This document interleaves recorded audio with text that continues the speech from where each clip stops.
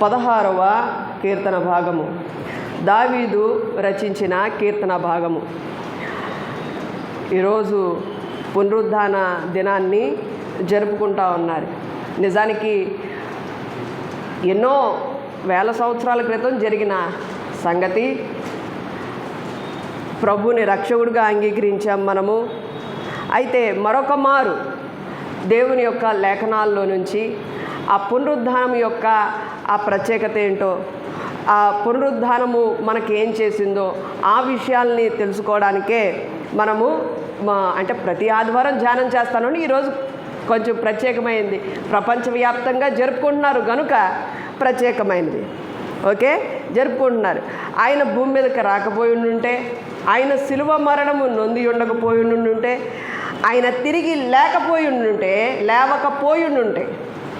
లేచి ఉండకపోయినట్లయితే క్రైస్తవ విశ్వాసానికి పునాది లేదు. క్రైస్తవ విశ్వాసానికి పునాది అంటూ ఎక్కడ ఉందంటే, ఆయన మరణించారు, సమాధి చేయబడ్డారు, ఆయన తిరిగి లేచారు.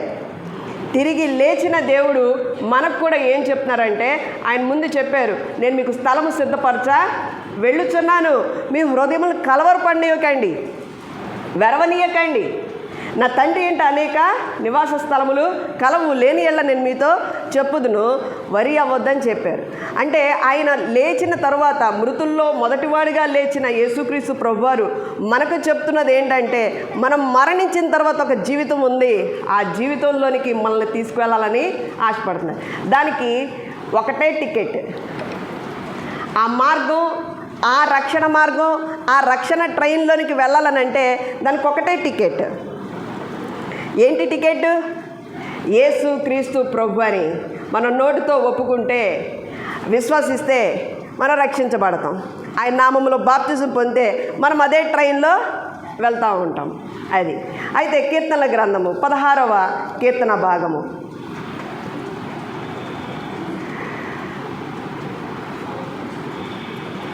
తొమ్మిదవ వచనం నుంచి చదువుతున్నాను, చూడండి. అందువలన నా హృదయము సంతోషించుచున్నది, నా ఆత్మ హర్షించుచున్నది, నా శరీరము కూడా సురక్షితముగా నివసించుచున్నది. ఎందుకనగా నీవు నా ఆత్మను పాతాళములో విడిచిపెట్టవు. యేసుక్రీస్తు వారు పుట్టడానికి 700 సంవత్సరాల ముందు నుంచి ఒక ఇన్విటేషన్ కార్డ్ లాగా ప్రవక్తల ద్వారా వ్రాయబడింది. దానికంటే ఎన్నో వేల సంవత్సరాలకు ముందుగానే దావీదు భక్తుడు యేసుక్రీస్తు వారి యొక్క మరణ పునరుద్ధానాన్ని గురించి ప్రవచిస్తూ రాస్తున్నారు. ఏంటి అంటే, ఏలయనగా నీవు నా ఆత్మను పాతాళంలో విడిచిపెట్టవు. ప్రియమైన దేవుని సంగమా, ఇది ఎందుకు ప్రవచనాత్మకమైన మాట అని అంటే, మనందరం కూడా పాతాళంలో విడిచిపెట్టబడం. మనందరము పాతాళంలో విడిచిపెట్టబడం. పాతాళంలో విడిచిపెట్టకుండా ఉండేది ఎవరంటే, యేసుక్రీస్తునందు విశ్వాసం ఉంచి రక్షించబడిన వారు మాత్రమే. ఎవరైతే ప్రభువునందు విశ్వాసం ఉంచలేదో, ప్రభువుని అంగీకరించలేదో సొంత రక్షకుడుగా, వారు ఖచ్చితంగా పాతాళంలోనే ఉంటారు. మొన్న శుక్రవారం మనం చెప్పుకున్నాం, ఆ దొంగతోటి ఏమన్నారు? నీ రాజ్యంలోనికి వచ్చినప్పుడు నన్ను జ్ఞాపకం చేసుకో అని అన్నారు. అంటే ఆ దొంగకి తెలుసు, రక్షకుడు తెలుసు, ఆ రక్షకుడు ఖచ్చితంగా పరలోకానికి తీసుకెళ్లే రక్షకుడు అనే విషయం తెలుసు. అందుకు నీ రాజ్యంతో వచ్చినప్పుడు నన్ను జ్ఞాపకం చేసుకో అంటే ఏమని చెప్పారు? నేను నాతో కూడా పరదైసులో ఉండు అన్నారు. అంటే ప్రభువునందు ఎవరైతే విశ్వాసం ఉంచుతారో వారు అక్కడ ఉంటారు, పరదైసులో ఉంటారు, పాతాళంలో ఉండరు. మనకు కలిగిన ఒక నిశ్చయత ఏంటంటే, మనము మరణించిన తర్వాత, బయట చాలామందికి మరణం అంటే భయం ఉంటుంది, కానీ క్రైస్తవులకే ఒక ధైర్యం ఉంటుంది. ఏంటంటే, మనం ఇక్కడ కన్ను మూసామనంటే ఖచ్చితంగా మనం ఎక్కడ ఉంటాము? పరదైసులో ఉంటాము, ప్రభువుతో ఉంటాం.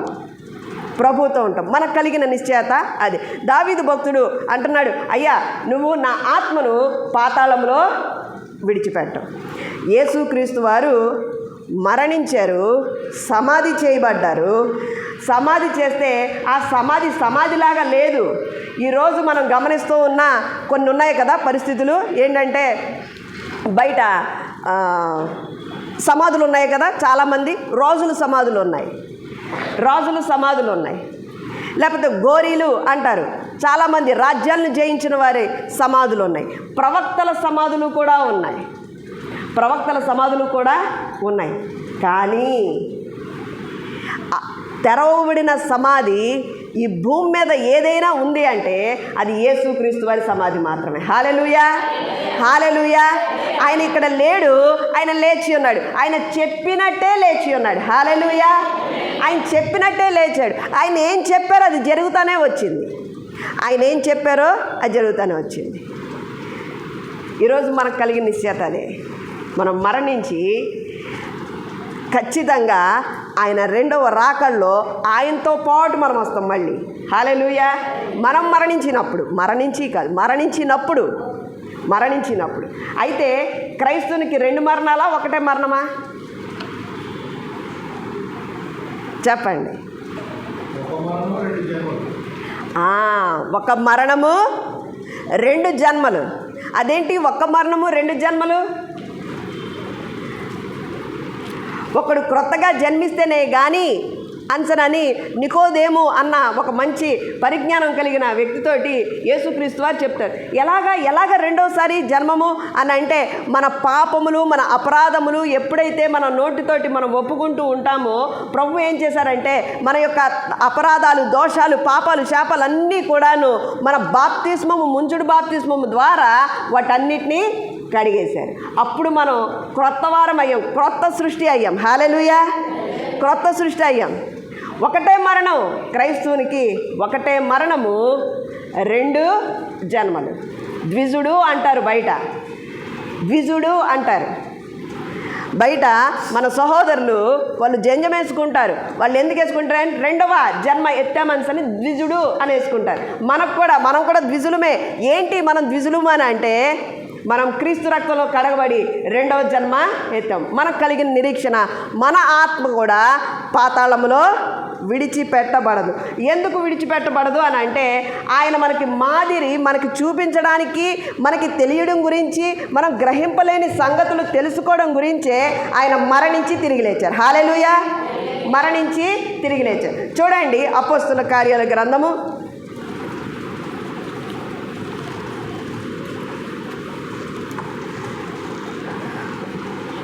26వ అధ్యాయము.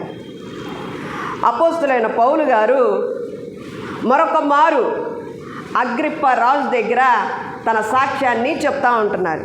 ఎలాగా తన ప్రభు ఎలా దర్శించాడో, ఎలాగా పూర్వం దోషకుడిగా, హింసకుడిగా, హానికరుడుగా, హత్యలు చేసేవాడుగా, హత్యలకి నరహత్యలకి వాటన్నిటికీ సమ్మతించేవాడుగా ఉన్న వ్యక్తిని ఎలా ప్రభు రక్షించుకున్నాడో, ఎలాగ దర్శించాడో ఆ విషయం అంతా 26వ అధ్యాయంలో చెప్తా ఉంటాడు. చెప్తా వచ్చిన తర్వాత చూడండి 22వ వచనం చూడండి. అపోస్తుల కార్యములు 26వ అధ్యాయము 22వ వచనము. అయినను నేను దేవుని వలనైన సహాయము పొంది నేటి వరకు నిలిచి ఉంటిని, క్రీస్తు శ్రమపడి మృతుల పునరుద్ధానము పొందువారిలో మొదటి వాడగు చేత. అంటే అప్పుడు వరకు ఎవ్వరూ మరణించి తిరిగి లేవలేదు. మీకు అర్థమైందా? ఆదాము మరణించాడు, ఆదాము లేచాడా? ఆ తర్వాత వచ్చిన వాళ్ళు లేచారా? దావీదు మరణించాడు, దావీదు లేచాడా? అబ్రహాం గారు మరణించారు, లేచారా? లేవలేదు. కానీ మృతుల పునరుద్ధానంలో మొదటివారు ఎవరు? యేసుక్రీస్తు వారు. మొదటివారు ఎవరు? యేసుక్రీస్తు వారు. ఆ విషయం చెప్తున్నారు. ఏంటంటే క్రీస్తు శ్రమపడి మృతుల పునరుద్ధానము పొందువారిలో మొదటి వాడగుట చేత ఈ ప్రజలకును అన్యజనులకును వెలుగు ప్రచురింపబోవునని. ఏ ప్రజలకి? 2 ప్రజల్ని చెప్తున్నారు. ఒకరు యూదులకి, ఇంకొకరికి అన్యజనులకి. అన్యజనులు అంటే మనం అందరము, యూదులు తప్ప మిగిలిన ఎవరైనా సరే అన్యజనులే. యూదులకి వారి సొంత జనాంగమే వాళ్ళు, అంతే. వారు తప్ప పక్కనోళ్ళు ఇంకెవరైనా సరే అన్యజనులు. సో యూదులకి అన్యజనులకి కూడాను వెలుగు ప్రచురింపబోవునని చెప్పి ప్రవక్తలను మోషేయు ముందుగా చెప్పినవి కాక మరి ఏమీ చెప్పక అల్పులకును ఘనులకును సాక్ష్యమిచ్చుచుంటిని.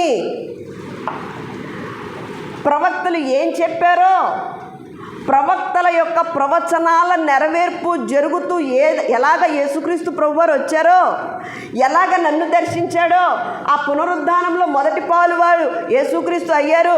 నేను చెప్తున్న సాక్ష్యాలు ఏంటంటే ప్రవక్తలు ఏం చెప్పారు అవే చెప్తున్నారు, నేను ఇంకేమీ చెప్పట్లా.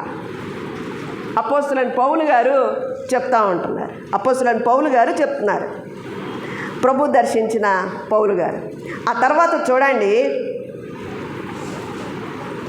26వ వచనం చూడండి.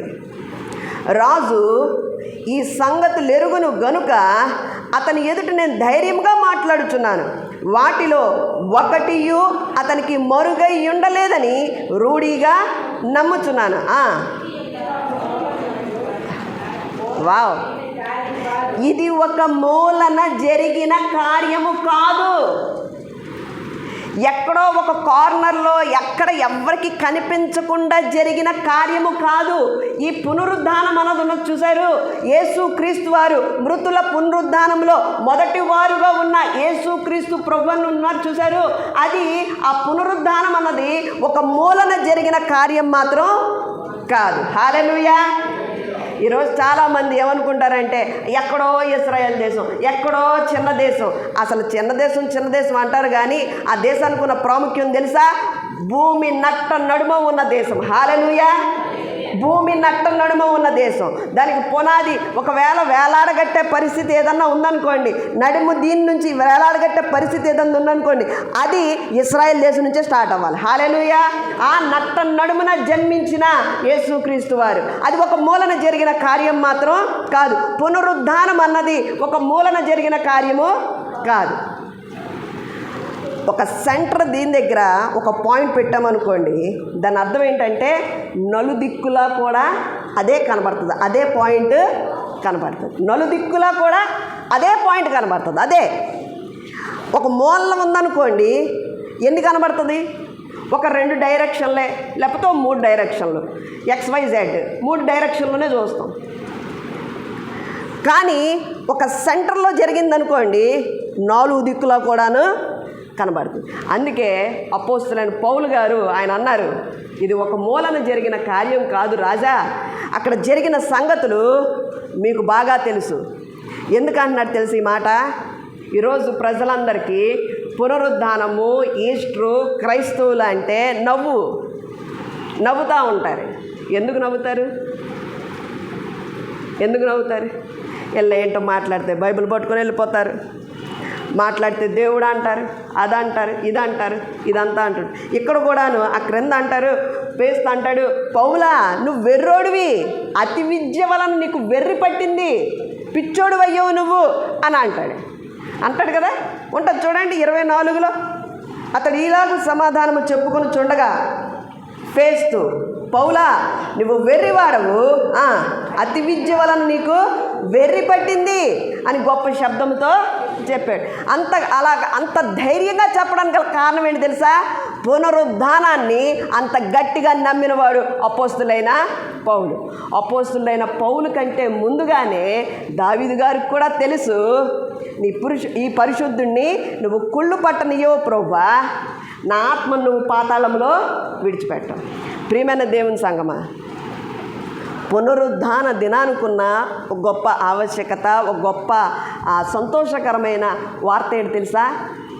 మనకు కూడా ఆ నిరీక్షణ ఉంది అని చెప్పడమే. మనం ఎన్ని వాక్యాలు విన్నా, ఎంత ఆత్మీయ జీవితంలో ఎదుగుతూ పడుతూ లేస్తూ ఉన్నా ఖచ్చితంగా కలిగి ఉండాల్సిన ఒక నిశ్చయత ఏంటి చెప్పమంటారా? ప్రభు నాతో పాటు ఉన్నాడు. ఏ పరిస్థితి అయినా, ఒకవేళ ఈ క్షణానికి నేను ఆయన గురించి చావాల్సి వచ్చినా, లేకపోతే నా టైం అయిపోయినా, నేను ఖచ్చితంగా ఒకరోజు ప్రభువుని చూస్తాను, ఖచ్చితంగా ప్రభువుని నేను కలుసుకుంటాను, నేను ఖచ్చితంగా పరదేశంలో ఉంటాను. ఇది నిశ్చయత. సిలువ వేయబడి పునరుద్ధానుడైన యేసుక్రీస్తుని గురించి నేను చెప్తున్నాను. ఆ దేవుణ్ణే, ఆ యేసుక్రీస్తు ప్రభువునే మేము దేవుడిగా కలిగి ఉన్నాం. హల్లెలూయా, హల్లెలూయా. ఆయన రక్షకుడు మాత్రమే కాదు, ఆయన అభిషక్తుడు మాత్రమే కాదు, మరణమును జయించి తిరిగి లేచిన విమోచకుడు. హల్లెలూయా. మరణమును జయించి తిరిగి లేచిన విమోచకుడు. అయితే చూడండి ఒకసారి, అదే అపోస్తుల కార్యములు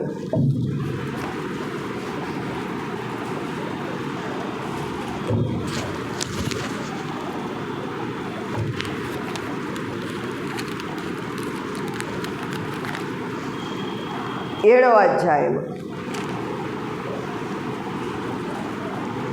7వ అధ్యాయం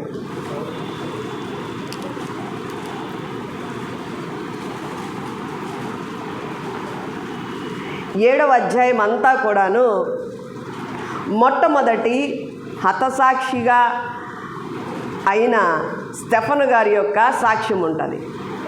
7వ అధ్యాయం అంతా కూడా అపోస్తుల కార్యాలు 7వ అధ్యాయం చెప్తా ఉంటారు. సాక్ష్యం అంటే ఏం చెప్తారు తెలుసా? వాళ్ళు అక్కడ గ్రహించట్లేదు, ప్రవక్తలు చెప్పిన మాటలు గ్రహించట్లేదు.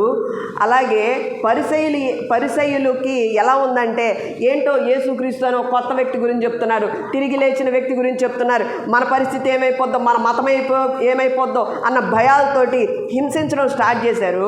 వాళ్ళకి ఎంత చెప్తున్నా, లేఖనాలు చెప్తున్నా అర్థం కాని పరిస్థితిలో ఉంది వాళ్ళకి. ఆ టైంలో లేఖనాలను ఎత్తి చెప్తూ అసలు అనాది కాల సంకల్పం నుంచి దేవుని యొక్క ప్రణాళికలు ఏంటో అవన్నీ కూడా చెప్తూ వచ్చి, చూడండి అపోస్తుల కార్యాలు 7వ అధ్యాయం 51, 52 వచనాలు, 53 వచనాలు చదువుకుందాం. ముష్కరులారా, హృదయములను చెవులను దేవుని వాక్యమునకు లోపరచనొల్లని వారలారా, మీ పితరుల వలె మీరును ఎల్లప్పుడూ పరిశుద్ధాత్మను ఎదిరించుచున్నారు. మీ పితరులు ప్రవక్తలలో ఎవరిని హింసింపకయుండిరి? అక్కడ క్వశ్చన్ మార్క్ ఉంది. ఎవరిని కామ్గా వదిలేశారు బాబు? అందరినీ హింసిస్తూనే ఉన్నారని అర్థం. అది ఎవరిని హింసింపకయుండిరి?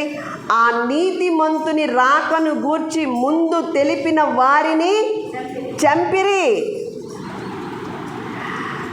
ఇదిగో నా వెనక వస్తున్నాడే ఒక ఆయన చెప్పుల వారిని విప్పడానికి కూడా నాకు అర్హత లేదన్నారు. ఎవరు? బాప్తిస్మ ఇచ్చి యోహాను గారు బాప్తిస్మ ఇస్తూ నా వెనక ఒక ఆయన వస్తున్నారు, ఆయన చెప్పుల వారిని విప్పడానికి కూడా లేదని అన్నారు. ఆ నీతిమంతుని రాకను గురించి చెప్పిన బాప్తిస్మ ఇచ్చి యోహాను గారిని చంపారుగా, తలకొట్టించారుగా హేరోదు రాజు.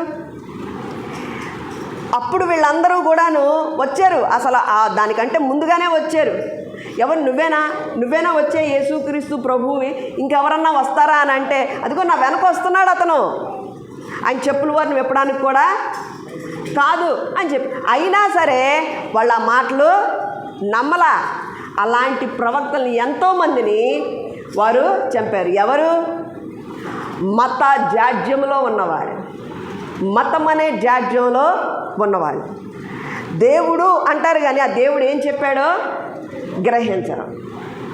వాక్యము అంటారు కానీ ఆ వాక్యంలో కరెక్ట్గా ఏం చెప్పారో గ్రహించరు. అందుకే స్టెఫను చెప్తున్నాడు, తన యొక్క దేవునితో కలిగి ఉన్న సంబంధాన్ని, సాక్ష్యాన్ని అదంతా చెప్తా వస్తున్నాడు.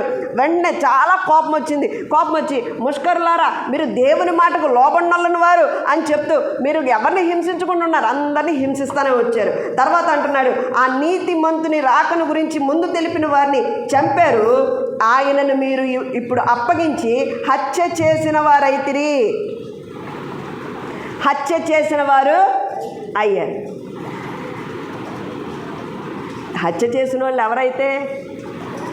ప్రభు యొక్క ప్రణాళిక మ్రాను మీద యేసుక్రీస్తు వారు వేలాటం అన్నది. ఆయన మరణించాలి అటు రీతిగానే, అటువంటి శ్రమను పొందాలి. అది తండ్రి అయిన దేవుడు యేసుక్రీస్తు ప్రభువారు, కుమారుడైన యేసుక్రీస్తు ప్రభువారి గురించి డిజైన్ చేసిన పద్ధతి అది. అయితే వీరు అంగీకరించక హత్య చేసిన వారు అయ్యారంట. లేఖనాల్ని అంగీకరించగా, లేఖనాల్ని నమ్మక హత్య చేసిన వారు అయ్యారు. ఇప్పుడు ఒక ప్రశ్న, పునరుద్ధానం గురించి మనకు తెలుసు, ఆయన మరణించి తిరిగి లేచాడన్న విషయం మనకు తెలుసు. మనం చాలాసార్లు ఆయన మాటను నమ్మక ప్రభు యొక్క ఆత్మని ఇబ్బంది పెడుతున్నామేమో పరిశీలన చేసుకోవాలి. స్టెఫను గారు అంటున్నారు, నీతిమంతుని రాకను గురించి చెప్పారు, ఎన్నో మాటలు ఉన్నాయి, అవి మీరు నమ్మలేదు, వాళ్ళని చంపారు, కానీ మీరు హత్య చేసిన వారు అయ్యారు అని అన్నాడు. తర్వాత చూడండి 53, దేవదూతల ద్వారా నియమింపబడిన ధర్మశాస్త్రమును మీరు పొందితిరి కానీ దాన్ని గైకొనలేదని చెప్పాను. దేవదూతల ద్వారా ఇవ్వబడిన ధర్మశాస్త్రం ఇవ్వబడింది వాళ్ళకి. స్టెఫను గారు వచ్చేసరికి యేసుక్రీస్తు వారు మరణించారు, తిరిగి లేచారు, పునరుద్ధానాలు అయిపోయారు. ఆయన చెప్పారు ఏమనంటే, నేను దేవదూతలు చెప్పారు, ఇదిగో గల్లీ మనుషులారా, ఈయన ఎలాగే వెళ్తున్నారో, ఎలాగ ఆరోహణమై వెళ్తున్నారు, ఆయన తిరిగి అలాగే వస్తారు అని చెప్పారు. ఆ మాటలన్నీ వీరికి తెలుసు, వీళ్ళకి తెలుసు. కానీ మిగిలిన వాళ్ళు మాత్రం గైకొనలేదు, తెలియలేదు వాళ్ళకి.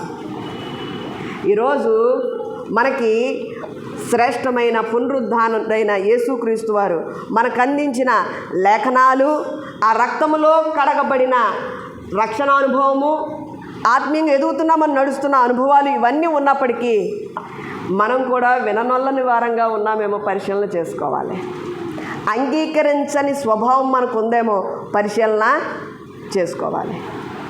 ప్రభు వాక్యాన్ని అంగీకరిస్తున్నాము, మనం ప్రభు వాక్యాన్ని అంగీకరిస్తున్నాము. చూడండి, అపోస్తుల కార్యాలు 2వ అధ్యాయము. ఇందాక మనం 16వ అధ్యాయం చదువుకున్నాం కదా. 16వ అధ్యాయము కీర్తనలు 16 చదువుకున్నాం. 16లో దావీదు గారు చెప్పారు ఏంటంటే, నా ఆత్మను నువ్వు పాతాళంలో నువ్వు విడిచిపెట్టవు ప్రభా, నా ఆత్మను అలాగా వదిలేవు ప్రభా అని అన్నాడు. చూడండి, అదే మాటల్ని అపోస్తులైన పేతురు గారు, ఆయన పరిశుద్ధాత్మ నింపబడి ఆయన చెప్తా ఉంటున్నారు. చూడండి 25 నుంచి, ఆయనను గూర్చి దావీదు ఇట్లనెను, నేను ఎల్లప్పుడూ నా ఎదుట ప్రభువును చూచుంటిని, ఆయన నా కుడి పార్శ్వమున ఉన్నాడు గనుక నేను కదల్చబడును. కావున నా హృదయం ఉల్లసించెను, నా నాలుక ఆనందించెను, మరియు నా శరీరము కూడా నిరీక్షణ కలిగి నిలకడగా ఉండును. నీవు నా ఆత్మను పాతాళములో విడిచిపెట్టవు, నీ పరిశుద్ధిని కుళ్ళు పట్టనీయవు. నాకు జీవమార్గమును తెలిపితివి, నీ దర్శనము అనుగ్రహించి నన్ను ఉల్లాసముతో నింపెదవు. సహోదరులారా, మూల పురుషుడకు దావీదును గురించి మీతో ధారాళముగా మాట్లాడవచ్చును. అతడు చనిపోయి సమాధి చేయబడెను, అతని సమాధి నేటి వరకు మన మధ్యనున్నది. అతడు ప్రవక్త ఉండెను గనుక అతని గర్భఫలంలో నుండి అతని సింహాసనం మీద ఒకను కూర్చుండబెట్టుదును అని దేవుడు తనతో ప్రమాణపూర్వకంగా ఒట్టు పెట్టుకొనిన సంగతి అతడు ఎరిగి, క్రీస్తు పాతాళంలో విడవబడలేదనియు ఆయన శరీరము కుళ్ళుపోలేదనియు దావీదు ముందుగా తెలుసుకొని ఆయన పునరుద్ధానమును గూర్చి చెప్పెను. ఈ యేసును దేవుడు లేపెను, దీనికి మేమందరము సాక్షులము. హల్లెలూయా. శ్రమ పడుతున్నప్పుడు ఉన్నారు, అద్భుతాలు చేసినప్పుడు ఉన్నారు, మరణించి తిరిగి లేచిన తర్వాత కూడా ఉన్నారు. పరిశుద్ధాత్మ చేత, దేవుడు వాగ్దానం చేసి ఇచ్చిన పరిశుద్ధాత్మ చేత నింపబడి లేఖనాలని చెప్తున్నారు వీళ్ళు. లేఖనంలో ఎప్పుడో ఎన్నో వేల సంవత్సరాల క్రితం చెప్పిన లేఖనాలను చెప్తూ, అదిగో పూర్వం దావీదు, మన మూల పురుషుడు దావీదు ఏం చేశాడో తెలుసా, ఆ విషయాలన్నీ చెప్తూ అంటున్నారు. ఏమని చేయడండి, ఈ యేసును దేవుడు లేపెను. ఎంత అద్భుతంగా ప్రసంగం చేశాడు తెలుసా పేతురు గారు. ఇలాంటి ప్రవచనాత్మకమైన మాటలు ఎవరైనా ప్రవచిస్తూ వచ్చారనుకోండి, మన గురించి మేలుకరమైనవి, మనం వాళ్ళనే దేవుడు అనుకుంటాం. దావీదు గురించి చెప్తూ దావీదు గారు చెప్పారు, ఇదిగో పాతాళంలో విడిచిపెట్టి ఇవన్నీ చెప్తూ ఉంటే దావీదును కూడా దేవుడిగా కొలిచేస్తారు. కానీ అది కాదు ఇక్కడ జరిగింది. అందుకే ఆ పక్కన ఇంకో మంచి మాట చెప్పాడు, అతని యొక్క సమాధి ఇక్కడే ఉంది. దావీదు గారి యొక్క సమాధి ఇక్కడే ఉంది. మేము చెప్తున్న సమాధి ఏ సమాధి తెలుసా? తెరవబడిన సమాధి గురించి చెప్తున్నాం. ఆ దేవుడు యేసును దేవుడు లేపెను, దానికి మేము సాక్షులు. హల్లెలూయా. ఆ యేసును మరణించిన యేసుక్రీస్తు వారిని దేవుడు లేపాడు. మనం ఆ యేసునే దేవుడిగా కలిగి ఉన్నాం. హల్లెలూయా. ఆయన మరణించి తిరిగి లేచారు కనుకనే ఈ భూమి మీద కానీ ఆకాశమందు కానీ భూమి క్రింద కానీ ఏ నామము హెచ్చించబడింది? యేసు నామము హెచ్చించబడింది. హల్లెలూయా. హల్లెలూయా. ఈ భూమి మీద కానీ ఆకాశం దగ్గర కానీ భూమి క్రింద కానీ ఏ నామమైనా సరే ఉంది అని అంటే, ఏ నామం వల్ల రక్షణ కలుగుతుంది అని అంటే అది యేసుక్రీస్తు నామము వలననే రక్షణ కలుగుతుంది. ఇంకెవరి మూలంగానూ రక్షణ కాదు. దావీదు గారిని బట్టి కాదు, అబ్రహాము గారిని బట్టి కాదు, మోషే గారిని బట్టి కూడా కాదు. రక్తము చిందించి మరణించి తిరిగి లేచిన యేసుక్రీస్తు వారి ద్వారానే రక్షణ. అదే చెప్తున్నారు అపోస్తలుడైన పేతురు గారు. మరొక మాట చెప్పి నేను ముగించేస్తాను. చూడండి, అపోస్తల కార్యములు 10వ అధ్యాయము.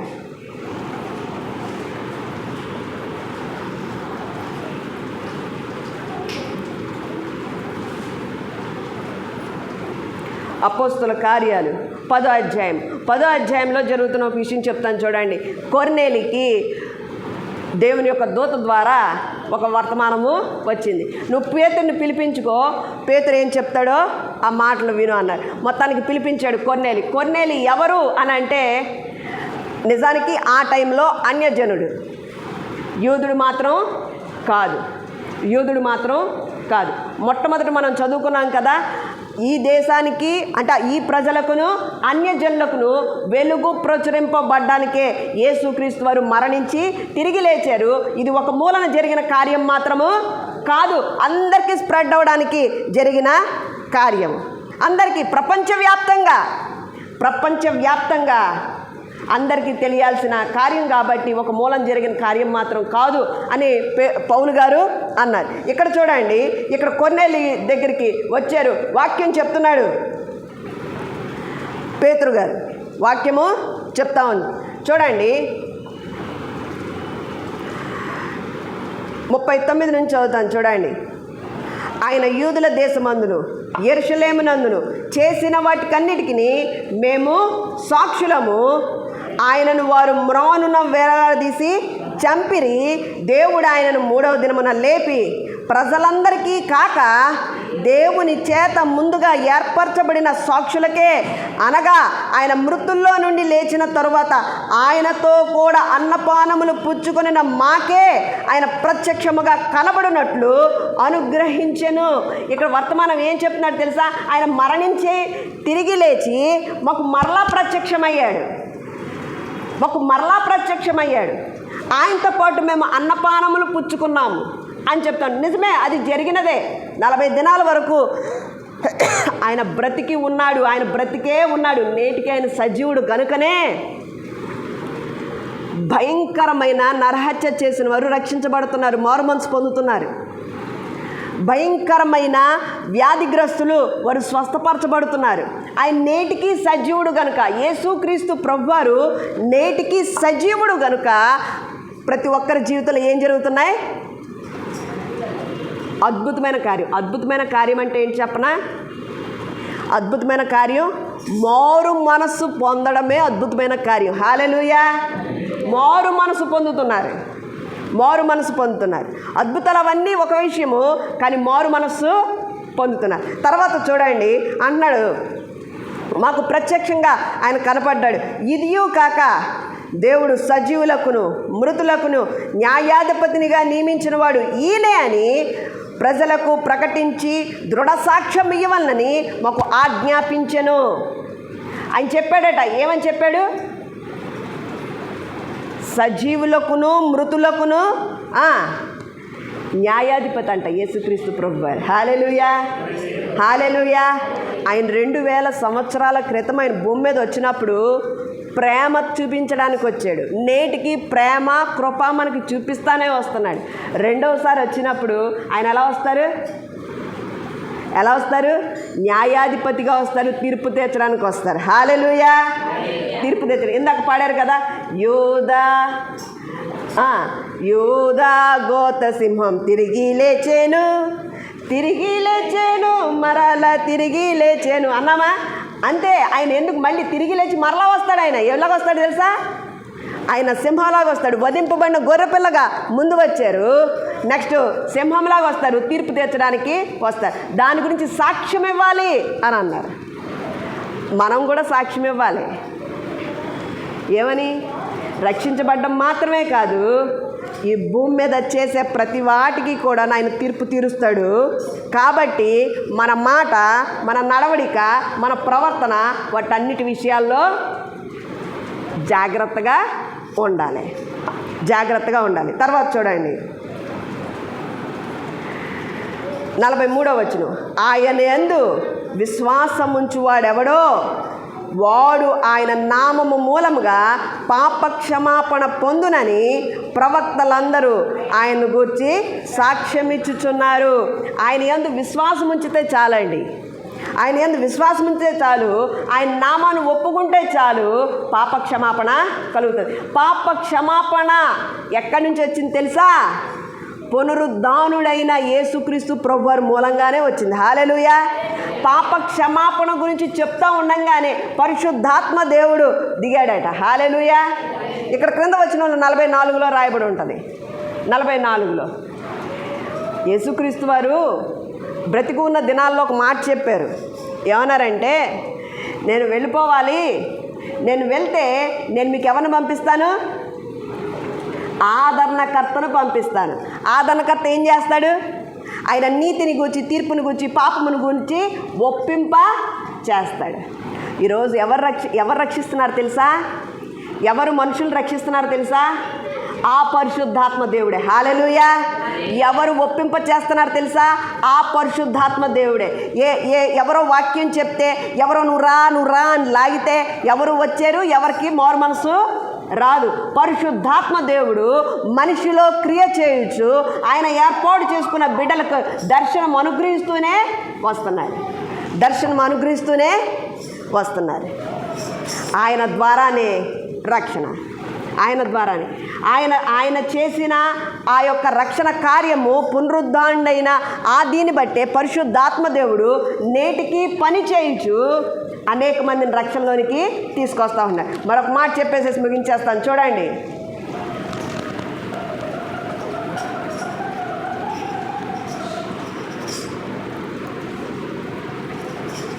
యోహాను గారు రాసిన ప్రకటన గ్రంథం 1వ అధ్యాయము 18వ వచనం.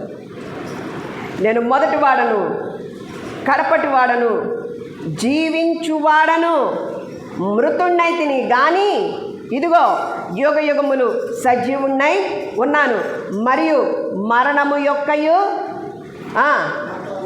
పాతాళ లోకము యొక్కయు తాళపు చెవులు ఎవరి దగ్గర? యేసుక్రీస్తు ప్రభువారి దగ్గర. ఇప్పుడు ఆయన మరణించి తిరిగి లేచారు. తిరిగి లేచిన యేసుక్రీస్తు ప్రభువారే చెప్తున్నారు, నేనే మొదటివాడిని, నేనే కడపటివాడిని. ఇదిగో నేను మృతుణ్ణయ్యాను నువ్వు అనుకుంటున్నారు, మీరు అందరూ అనుకోండి. మృతుణ్ణైతిని కానీ నేను సజీవుడు ఆయన అన్నాడు. పాతాళం యొక్కయు తాళపు చెవులు ఎవరి దగ్గర ఉన్నాయట? యేసుక్రీస్తు వారి ప్రభు దగ్గర ఉన్నాయంట. మనము ఎరిగిన దేవుడు, మనల్ని రక్షించిన దేవుడు ఎటువంటి దేవుడు తెలుసా? మరణము నుంచి తప్పించగలిగిన దేవుడు, పాతాళము నుంచి తప్పించగలిగిన దేవుడు, నరక యాతల నుంచి తప్పించగలిగిన దేవుడు. పునరుద్ధానం మనకి తెలిపేది అదే. ఆయన మృతుడు కాదు, ఆయన లేచి ఉన్నాడు, ఆయన సజీవుడు. హల్లెలూయా. నేటికి ఆయనే పనిచేస్తున్నాడు, నేటికి ఆయనే ఒప్పింప చేస్తున్నాడు, నేటికి అనేక మందికి మారు మనసు ఇస్తుంది ఆయనే. ఎవరో ప్రసంగాల మూలంగా అవ్వట్లేదు, ఆయన ప్రజల్ని దర్శించి అరుణోదయ దర్శనాన్ని అనుగ్రహిస్తున్నాడు. హల్లెలూయా. అదే దేవుని యొక్క పునరుద్ధాన పండుగ. ఇది ఈ ఒక్క రోజులో అయ్యేది కాదు, క్రమక్రమంగా జరుగుతూ ఉండేది.